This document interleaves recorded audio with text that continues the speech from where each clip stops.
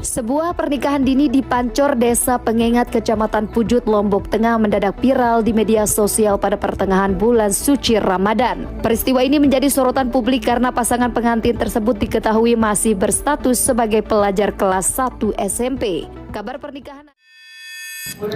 Coba bayangin deh, kalau ada anak SMP masih kelas 1 tapi sudah menikah, menurut kalian itu keputusan pribadi atau ada pengaruh dari tempat mereka tinggal? Yuk kita bahas dari sisi psikologi belajar. Nah, pada video kali ini kita akan membahas kasus viral di Lombok Tengah sana tentang pernikahan dini anak SMP kelas 1. Kita akan melihat bagaimana proses belajar dapat mempengaruhi perilaku seseorang. Kita akan membahasnya menggunakan 3 teori psikologi belajar. Yang pertama ada teori sosial belajar dari Albert Bandura, yang kedua ada teori behaviorisme dari B.F. Skinner, dan yang ketiga ada teori classical conditioning dari Ivan Pavlov.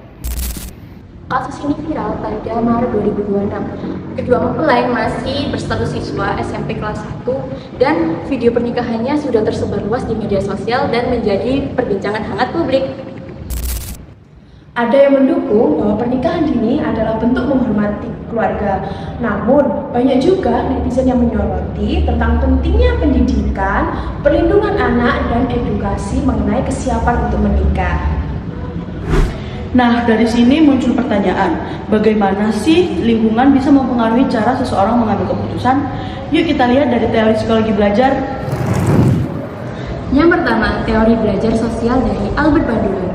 Menurut Albert Bandura, seseorang bukan hanya belajar dari pengalaman diri sendiri, tetapi juga bisa melihat atau meniru orang lain. Dan di dalam teori ini terdapat 3 konsep utama yang akan kita bahas. Pada konsep pertama ada observational learning, merupakan proses belajar melalui proses pengamatan. Misalnya, pada kasus ini anak sering melihat di sekelilingnya orang menikah usia dini. Jadi anak beranggapan bahwa menikah di usia dini merupakan hal yang wajar. Konsep yang kedua yaitu modeling. Modeling artinya kita meniru orang yang kita anggap sebagai contoh, seperti orang tua, teman, saudara, maupun tokoh masyarakat. Jadi pandangan kita terhadap pernikahan dan pendidikan itu bisa dibentuk karena orang-orang di sekitar kita.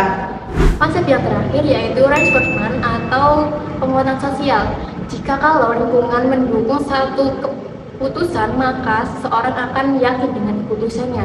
Jika kalau sebaliknya lingkungan memberikan edukasi pentingnya pendidikan dan kesiapan menikah, maka remaja akan terdorong lebih menunda pernikahannya di usia yang lebih matang. Yang kedua, teori behaviorisme oleh B.F. Skinner. Menurut Skinner, perilaku seseorang dipengaruhi oleh 2 hal, yaitu reinforcement dan konsekuensi. Lalu, apa sih reinforcement dan konsekuensi? Reinforcement yaitu kalau suatu perilaku mendapat dukungan atau penghargaan, maka perilaku tersebut cenderung diulang. Misalnya, jika lingkungan menerima pernikahan dini sebagai hal yang wajar, maka hal tersebut bakal terus terjadi. Yang kedua, konsekuensi. Sebaliknya, jika kalau lingkungan lebih sering memberikan edukasi tentang pentingnya pendidikan, pentingnya menjaga kesehatan mental, dan masa depan, maka perilaku untuk melakukan pernikahan dini akan lebih berkurang. Lalu, yang ketiga, teori classical conditioning oleh Ivan Pavlov.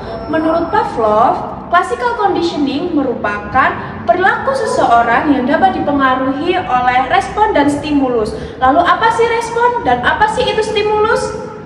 Karena pesan itu diterima terus-menerus, lama-kelamaan akan munculnya respon, yaitu anak akan beranggapan bahwa menikah di usia muda itu dianggap hal yang normal. Inilah yang disebut pembelajaran menurut Pavlov. Stimulus adalah sesuatu yang diterima seseorang dari lingkungannya.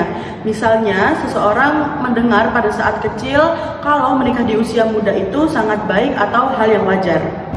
Namun, keputusan seseorang tidak hanya dipengaruhi oleh satu faktor saja, melainkan juga faktor-faktor yang lain. Misalnya, pengaruh dari keluarganya sendiri, pendidikannya, pengalaman hidup orang tersebut, dan lingkungan sosial di sekitarnya. Dari ketiga teori tadi, kita bisa memahami bahwa perilaku seseorang itu tidak muncul secara tiba-tiba, tetapi ada proses belajar yang dilakukan sejak kecil. Jelas, karena sekolah juga memiliki peran penting dalam kehidupan, seperti pendidikan karakter, keterampilan utuh hidup, dan pengetahuan yang sangat penting yang akan digunakan untuk kesiapan hidup di masa dewasa nanti. Itulah mengapa keluarga menjadi lingkungan belajar pertama bagi anak. Orang tua bisa diharapkan lebih teladan, lebih membangun komunikasi yang baik, dan mendukung terus anak untuk bersekolah. Selain itu, masyarakat dan media sosial juga perlu menyebarkan informasi dengan benar tentang pentingnya pendidikan, kesehatan reproduksi, dan kesiapan emosional sebelum menikah. Nah, dari kasus ini kita bisa belajar bahwa perilaku seseorang bisa dipengaruhi oleh proses belajar, lingkungan, dan pengalaman. Perlu diingat bahwa pembahasan di video kita ini tidak untuk menghakimi siapapun, tetapi untuk memahami bagaimana teori psikologi belajar menjelaskan mengenai terbentuknya suatu perilaku individu. Semoga video ini menambah wawasan buat kita semua. Terima kasih sudah menonton dan sampai jumpa di video berikutnya.